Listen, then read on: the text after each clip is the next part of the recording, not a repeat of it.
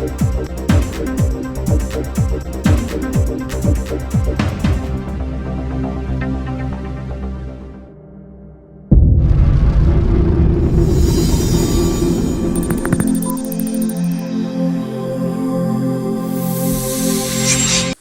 సైనికులకు అండగా జనసేన ఉంటుందని రాష్ట్ర పౌర సరఫరాల శాఖ మంత్రి మరియు Janasena party PSC chairman Nadendla Manohar అన్నారు. శనివారం ఏర్పాటు చేసిన కార్యక్రమంలో మృతి చెందిన కుటుంబాలకు 5 లక్షల రూపాయల చెక్కులు పంపిణీ చేశారు.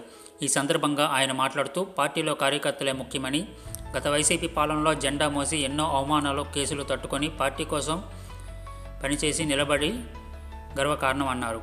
పార్టీలో ప్రతి జన సైనికుడిని ఆదుకోవాలని సభ్యత్వాల ద్వారా ఆదుకుంటున్న పార్టీ జనసేన అన్నారు. 2021లో సభ్యత్వం ప్రారంభించి నేడు 10 లక్షల సభ్యత్వాలకు చేరుకుందని తెలిపారు. మార్పు కోసం అంతా ఎదురు చూసి రాక్షస ప్రభుత్వాన్ని లేకుండా చేశారని అన్నారు. కూటమిలో ఉంటూ అభివృద్ధి కార్యక్రమాలు చేపడుతున్నామని, ఎవరూ కూటమికి వ్యతిరేకంగా వ్యవహరించకూడదని సూచించారు. నిజాయితీ గల రాజకీయం పవన్ కళ్యాణ్ చేస్తున్నారని, అందుకు అంతా సహకరించాలన్నారు. తన శాఖ ద్వారా సంక్షేమం కోసం చర్యలు తీసుకుంటున్నానని తెలిపారు. చిన్న చిన్న మనస్పర్ధలో కమ్యూనికేషన్ గ్యాప్లు ఉంటే అర్థం చేసుకుని సర్దుకుపోవాలని, ప్రతి ఒక్కరికి ఒకరోజు తగిన గుర్తింపు లభిస్తుందని అన్నారు. మృతి చెందిన కార్యకర్తల కుటుంబాలకు 5 లక్షల రూపాయల చెక్కులు అందజేశారు. ఈ కార్యక్రమంలో ఎమ్మెల్యే లోకం మాధవి, శ్రీకాకుళం, విజయనగరం ఉమ్మడి జిల్లా నాయకులు, కార్యకర్తలు తదితరులు పాల్గొన్నారు.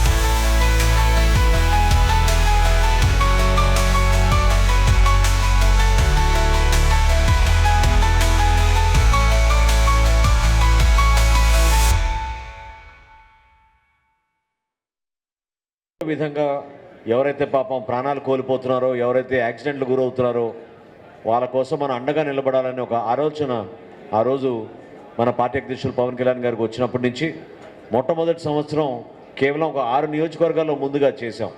ఏ విధంగా ఉంటుంది నియోజకవర్గాల్లో చేస్తే అనే అభిప్రాయంతో కొంతవరకు అన్ని వివరాలు తెలుసుకునే విధంగా భారీ స్థాయిలో చేసేటప్పుడు పొరపాటు జరగకూడదనే ఉద్దేశంతో మనం ఆ రోజు ప్రారంభించుకున్నాం. ఆ రోజు ప్రారంభమైన మన పార్టీ సభ్యత్వం, క్రియాశీలక సభ్యత్వం, అనేక మంది వాలంటీర్స్ కూడా దీంట్లో మనస్ఫూర్తిగా చేశారు. పార్టీని నమ్మి, పార్టీ యొక్క సిద్ధాంతాలు, పవన్ కళ్యాణ్ గారి నాయకత్వం, అదేవిధంగా విలువలతో కూడిన రాజకీయాలు. ఎందుకంటే అనేక సందర్భాల్లో మనం చూస్తూ ఉన్నాం, ఎక్కువ మంది ప్రాణాలు కోల్పోయేది చిన్న వయసులో ఉన్న మన జన సైనికులు. కేవలం 25-30 సంవత్సరాల లోపే ఎక్కువ శాతం మనలో పాపం రోడ్డు ప్రయాణంలో మరణిస్తూ ఉంటారు.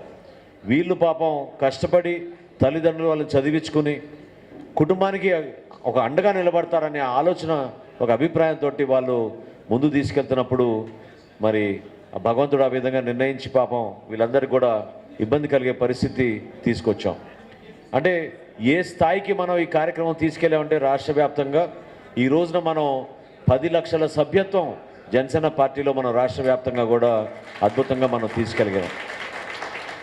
చాలామంది ఆ రోజున ఆలోచించారు, 500 రూపాయలు పెట్టి మనం సభ్యత్వం నమోదు చేస్తున్నప్పుడు మరి నిజంగా ఈ కార్యక్రమం చేయగలుగుతామా అని. అది క్రమేణా ప్రతి సంవత్సరం 2021 నుంచి 22 ఒక సంవత్సరం అయితే 22 నుంచి 23 మనం దాదాపు 6 లక్షల వరకు చేరాం. 6 లక్షల నుంచి ఈ సంవత్సరం మనం 10 లక్షల వరకు తీసుకెళ్ళగలిగాం. ఎన్నికలు అయిన తర్వాత చేసిన కార్యక్రమంలో ఒకసారి మీరు గుర్తు తెచ్చుకోండి. మన ప్రయాణం ఆ రోజుల్లో ఇక్కడే విజయనగరంలో మనం ఒక సభ నిర్వహించినప్పుడు ఆ రోజున నిలబడింది నిజంగా మన జన సైనికులు, మన వీర మహిళలు.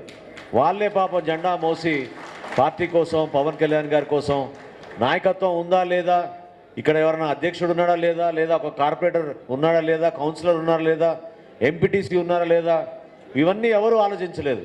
ప్రతి ఒక్కరు కూడా చూసింది ఏంటంటే పవన్ కళ్యాణ్ గారిలో ఒక మార్పు తీసుకురాగలుగుతారు. ఈయన అయితే రాష్ట్రానికి ఉపయోగపడుతుంది, మనకి మంచి నాయకత్వం అనే నమ్మకంతో వీళ్ళందరూ కూడా నిలబడ్డారు. ఆ రోజున చాలామంది పైన కేసులు పెట్టారు, ఇబ్బంది పెట్టారు.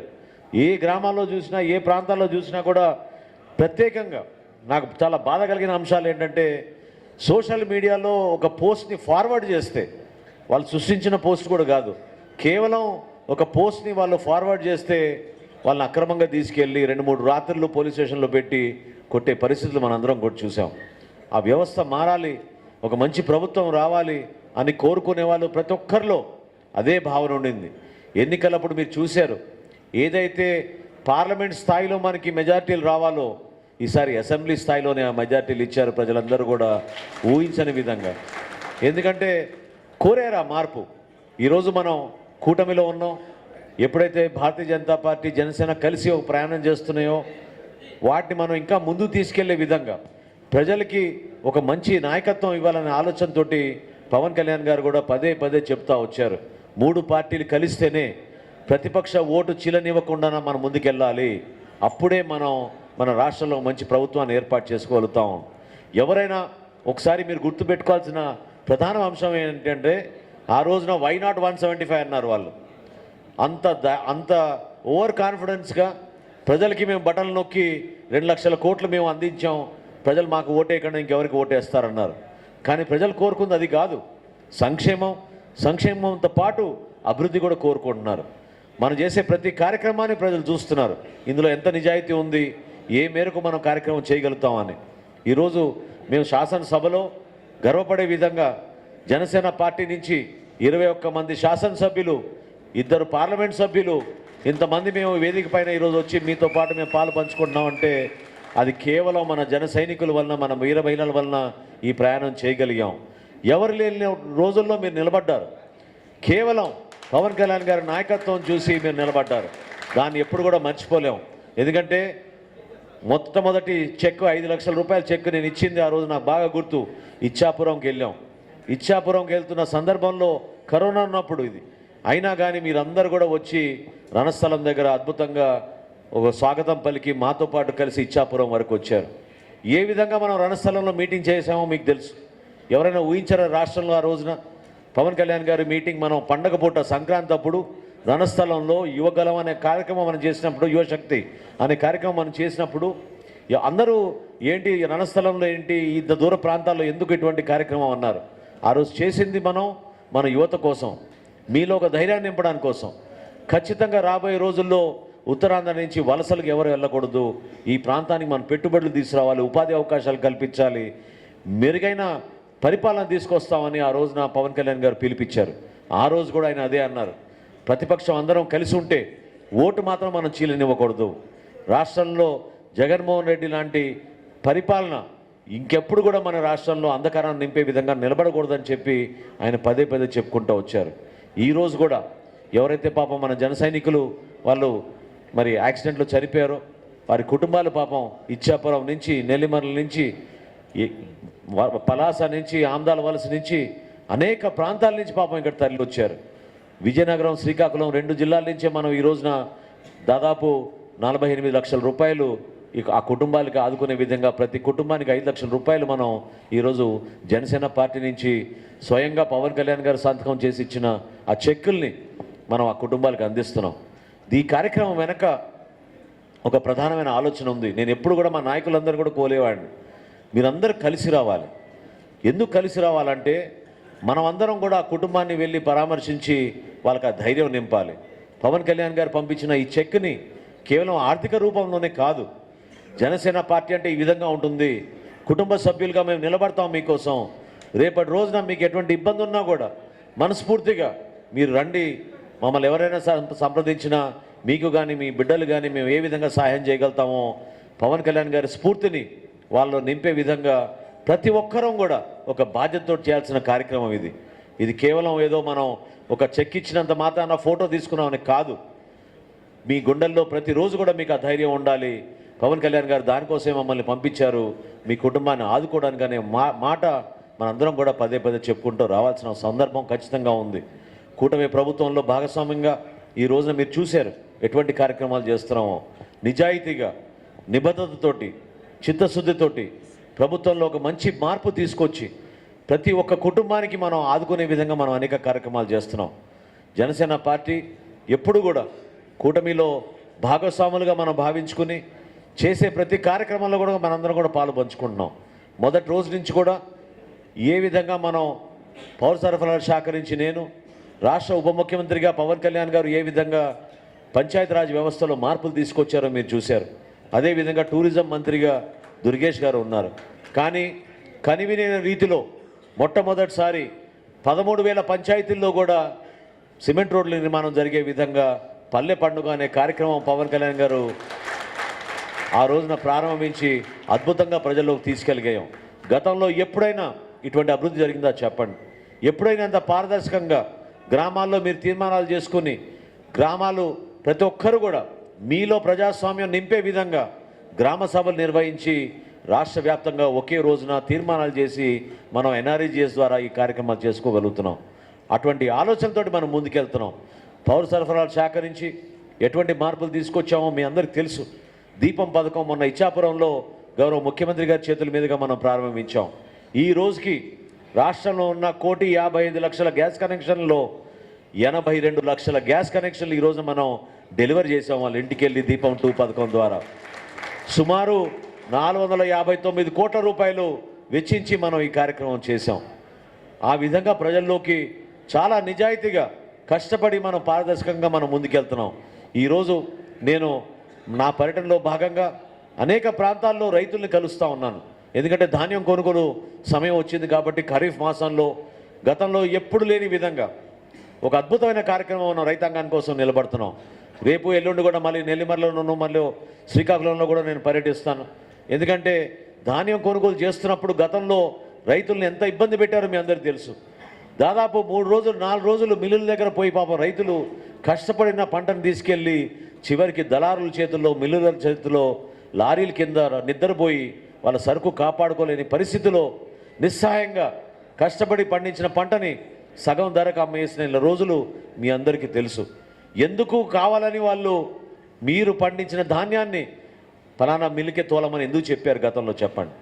వాళ్ళ స్వార్థం కోసం. రైతు చేతిలో లేదు, రైతు నిర్ణయించలేడు.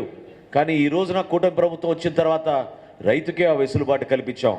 జిల్లాలో ఎక్కడైనా సరే ఏ మిల్లుకి మీరు అమ్ముకోవాలన్నా కూడా మీ చేతిలోనే ఉంది ఆ నిర్ణయం. మీరే నిర్ణయం తీసుకుని మీరు పండించిన ధాన్యాన్ని తీసుకెళ్తే తప్పకుండా కనీస మద్దతు ధర ఈ రోజున రాష్ట్ర వ్యాప్తంగా మనం ఏదైతే నిర్ణయించుకున్నామో దాని ప్రకారంగానే కొనుగోలు చేస్తాం, కానీ పొరపాటు చేయమని చెప్పాం.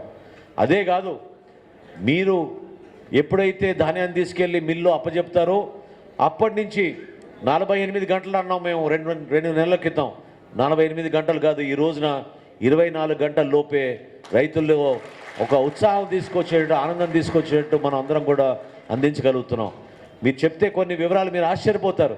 ఈ ఒక్క జిల్లాలోనే, మన విజయనగరం జిల్లాలోనే గతంలో వైసీపీ ప్రభుత్వం గత సంవత్సరం ఇదే రోజున వాళ్ళు కొన్నది కేవలం 1012 మెట్రిక్ టన్నులు.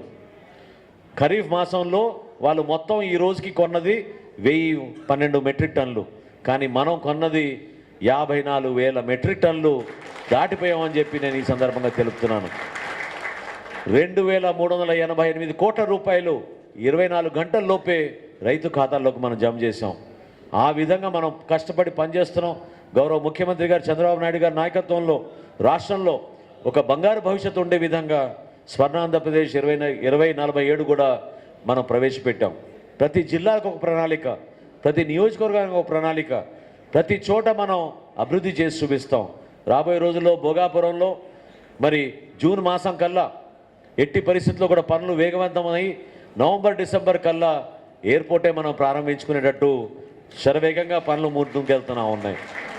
విజయనగరం, శ్రీకాకుళం, మన్యం ప్రాంతం, అదేవిధంగా అల్లూరు సీతారామరాజు ప్రాంతంలో నివసిస్తున్న ప్రతి ఒక్కరికి కూడా ఒక నమ్మకం తీసుకొచ్చే విధంగా మనం చేసే ప్రతి కార్యక్రమంలో కూడా భవిష్యత్తుని దృష్టిలో పెట్టుకుని చేస్తున్నాం.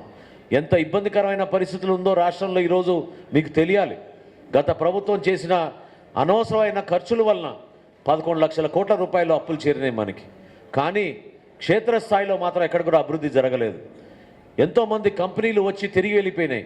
ఎందుకంటే ప్రభుత్వం అందించాల్సిన సహాయం, ప్రభుత్వం అందించాల్సిన మెరుగైన పరిపాలన ఎక్కడ కూడా చూపించలేకపోయారు. ఒక్కసారి మీరు ఏ విధంగా పవన్ కళ్యాణ్ గారు పోరాడి మనందరినీ కూడా ఇంత దూరం తీసుకొచ్చారో మీరు గుర్తుపెట్టుకోవాలి. ఆ మాట నేను ఎందుకు చెప్తున్నానంటే మన భవిష్యత్తు మీ చేతుల్లో ఉంది. జన సైనికులుగా, వీర మహిళలుగా మీరెవరు కూడా పొరపాటు చేయబాకండి. కూటమిలో మన భాగస్వాములుగా ఉన్నాం. ఎంతో బాధ్యతతో మనం వ్యవహరించాలి. తెలుగుదేశం పార్టీ, భారతీయ జనతా పార్టీ నాయకుల్ని మనం ప్రతి అడుగులో మనం కలిపి ముందు తీసుకెళ్లాల్సిన అవసరం మనందరిపైన ఉంటుంది. పవన్ కళ్యాణ్ గారు చాలా స్పష్టంగా చెప్పారు, ఇంకో 10 సంవత్సరాలు మనం మన ప్రభుత్వాన్ని ముందు తీసుకెళ్ళి రాష్ట్ర ప్రజలకి అంకితం చేసే విధంగా మనం కష్టపడి పనిచేద్దాం. ఎవరికి ఏమొస్తుంది, ఎవరికి ఏ పదవి వస్తుంది, లేదా ఎవరికి ఏ ప్రాధాన్యత వస్తుంది దానిపైన మీరు ప్రత్యేకంగా మీరు ఫోకస్ చేయాల్సిన అవసరం లేదు. పార్టీ మీరు ఏ విధంగా పార్టీని నమ్ముకున్నారో పార్టీ కూడా మిమ్మల్ని ఆ విధంగానే గౌరవించి ముందుకు తీసుకెళ్తాం. చిన్న చిన్న పొరపాట్లు, కమ్యూనికేషన్ గ్యాప్లు ఉండొచ్చు, కానీ దాన్నే మనం ఆధారం చేసుకుని పార్టీలో రకరకాల సమస్యలు ఉన్నాయనే మాట మాత్రం దయచేసి మీరు ఎక్కడ కూడా ఒక అంకిత భావంతో పనిచేస్తే తప్ప, ఒక నమ్మకంతో, విశ్వాసంతో మనం అందరం కలిసికట్టుగా పనిచేసి మన కూటమి ప్రభుత్వాన్ని బలపరిస్తే తప్ప మనం ఈ సమస్యలన్నీ కూడా అధిగమించలేము. చిన్న చిన్న సమస్యల్ని దయచేసి పెద్దగా చేయబాకండి. ప్రతి నియోజకవర్గంలో కూడా ఈ 2 జిల్లాల్లో కూడా ప్రతి నియోజకవర్గంలో కూడా మీరు చాలా క్రియాశీలకంగా వ్యవహరించారు, నిలబడ్డారు. మీరు చేసిన కార్యక్రమాలు చాలామందికి స్ఫూర్తి నింపాయి. ఎందుకంటే యువత ఇతర రాష్ట్రాల నుంచి వచ్చి వర్క్ ఫ్రమ్ హోమ్ చేసుకుంటూ పార్టీ బలోపేతం కోసం పనిచేసిన రోజులు నాకు బాగా గుర్తున్నాయి. మీరు ఎంత స్ఫూర్తిగా సొంత డబ్బులతోటి మీరు డబ్బులు పోగు చేసి ఒక జెడ్పీటీసీని గెలిపించారో, ఏ విధంగా మీరు ఒక ఎంపీటీసీని గెలిపించారో ప్రతి ఒక్కరం కూడా ఆదర్శంగా తీసుకోవాల్సిన విషయాలు ఇవి. నిలబడ్డారు మీరు పార్టీ కోసం, అది ఎవరం కూడా మర్చిపోలేదు. పవన్ కళ్యాణ్ గారు మర్చిపోలేదు, నేను మర్చిపోలేదు. ఈరోజు ఎమ్మెల్యే అయినంత మాత్రాన ఎమ్మెల్యేలు కూడా ఎవరు మర్చిపోలేదు. పదవులు వస్తూ ఉంటాయి, అనేక అవకాశాలు ఉంటాయి మనకి రాబోయే రోజుల్లో, ఖచ్చితంగా అవకాశాలు ఉంటాయి, అది కూడా చెప్తున్నాం మీకు. ఎందుకంటే స్థానిక సంస్థల ఎన్నికల్లో కానివ్వండి, కోఆపరేటివ్ బాడీస్లో కానివ్వండి, లేదా మీకు రేపటి రోజున ప్రభుత్వం అందించే అనేక పథకాల ద్వారా కానివ్వండి, ఖచ్చితంగా మన జనసేన పార్టీకి రావాల్సిన గుర్తింపు తప్పకుండా ఈ ప్రభుత్వంలో వస్తుందని మీకు మనస్ఫూర్తిగా చెప్తున్నాను. కానీ మనందరం కూడా ఒకే మాట మీద నిలబడాలి. ఆ మాట ఏంటంటే మన నాయకుడు ఏది చెప్తే అది వినాలి. పవన్ కళ్యాణ్ గారు చెప్పిన ఆలోచనలు, ఆయన చెప్పిన మాటల్ని మనం తూచా తప్పకుండా క్షేత్రస్థాయిలో మనం అమలుపరచాలి. దాన్ని మీరు గౌరవించండి. ఈ రోజున మనందరం కూడా ఇక్కడ కలిసింది కేవలం ఒక కార్యక్రమంలో మనందరినీ కలిపింది కూడా, చనిపోయినా కూడా మన జన సైనికులు పేరు పేరున మనం ఇచ్చాపురం నుంచి ఏసేరు మాధవయ్య గారి కుటుంబం, అదేవిధంగా పలాస నుంచి యుగంధర్ గారి కుటుంబం, ఆమ్దాల వలస నుంచి దుద్ది రాజు గారి కుటుంబం, నర్సన్నపేట నుంచి బలగా గోవిందరావు గారి కుటుంబం, బొబ్బిలి నుంచి జొన్నాడ పురుషోత్తమరావు గారి కుటుంబం, చీపురుపల్లి నుంచి కోట్ల నవీన్ గారి కుటుంబం, నెల్లిమర్ల నుంచి కిరణ్ గుడప వలస గారి కుటుంబం, అదేవిధంగా నెల్లిమర్ల నుంచి బర్రి బ్రహ్మాజీ గారి కుటుంబం. వీళ్ళు పాపం చాలా అన్యాయంగా చిన్న వయసులో మన జన సైనికులు రోడ్ యాక్సిడెంట్లో చనిపోయారు. వాళ్ళందరికీ కూడా చెరో 5 లక్షల రూపాయల చొప్పున పవన్ కళ్యాణ్ గారు పంపించిన చెక్లు వాళ్ళకి మనం అందజేయబోతున్నాం. అదేవిధంగా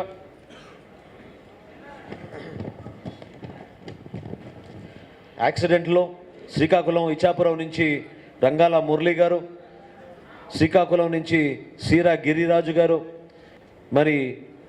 విజయనగరం బొబ్బిలి నుంచి రాంప్రసాద్ గారు, విశాఖపట్నం చెక్కులు అక్కడ ఇస్తాం కదా, ఓకే. సో విజయనగరం బొబ్బిలి వరకు మనం ఈ రోజున దాదాపు 1,50,000 రూపాయలు ఎవరికైతే హాస్పిటల్ ఖర్చులు అయినాయో వాళ్ళందరూ కూడా మనం ఈ చెక్కుల ద్వారా అందించబోతున్నాం. రాష్ట్రంలో ఇప్పుడు వరకు జనసేన పార్టీ ఎంత అంకిత భావంతో పనిచేసిందో, పవన్ కళ్యాణ్ గారి నాయకత్వంలో మన క్రియాశీలకం సభ్యత్వం ఒక ముఖ్యమైన దిశ. ఎందుకంటే చాలామందికి తెలియపోవచ్చు, కానీ ఈ రోజున మనం రాష్ట్ర వ్యాప్తంగా 24,18,00,000 రూపాయలు మనం మన జన సైనికులకి, వారి కుటుంబాలకి మనం అందించగలిగామంటే నిజంగా పవన్ కళ్యాణ్ గారి నాయకత్వాన్ని మనం మనస్ఫూర్తిగా అభినందించాలి. ఈ కార్యక్రమం ద్వారా ఆ కుటుంబాలందరూ కూడా నేను మా అందరి తరఫున, మీ అందరి తరఫున భరోసా ఇస్తున్నాను. ఎప్పుడు మేము మీకు అండగా ఉంటాం.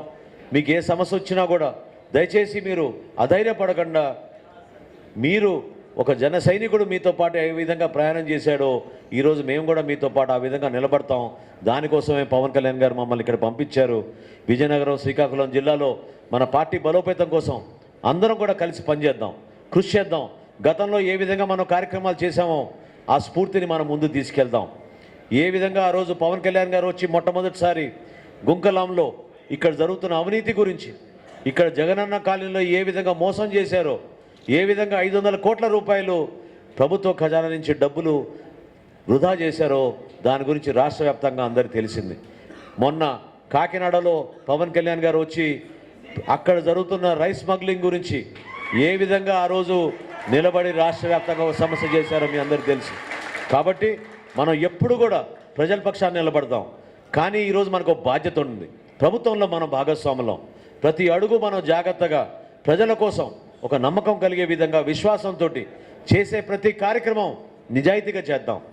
ప్రజలు ఎవరైతే అర్హత ఉన్న లబ్ధిదారులు ఉన్నారో వాళ్ళకి ప్రభుత్వ పథకాలు చేసే విధంగా Janasena party, Telugu Desam party, Bharatiya Janata party అందరం కూడా కలిసికట్టుగా ముందుకెళ్దామని ఈ సందర్భంగా మీకు తెలుపుకుంటూ మరొకసారి మిమ్మల్ని నేను ఆలస్యంగా వచ్చినందుకు క్షమించమని, అదేవిధంగా బాధిత కుటుంబాలకి మనం ఎప్పుడు కూడా అండగా నిలబడదామని వేదికను అలంకరించిన నాయకులందరికీ కూడా మనస్ఫూర్తిగా పేరు పేరున ధన్యవాదాలు తెలుపుకుంటూ సెలవు తీసుకుంటున్నాను.